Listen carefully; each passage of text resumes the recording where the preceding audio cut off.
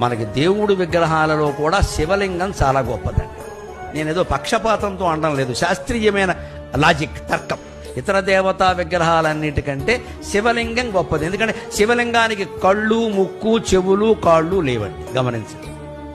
కృష్ణుడికి ఉన్నాయి, రాముడికి ఉన్నాయి, వెంకటేశ్వర స్వామికి ఉన్నాయి, అమ్మవారికి కూడా ఉన్నాయి, అవన్నీ ఉన్నాయి. శివలింగాన్ని మీరు గమనించండి, అంతే ఇలాగే బోడిగా అలా ఉండిపోతుంది. ఎందుకని?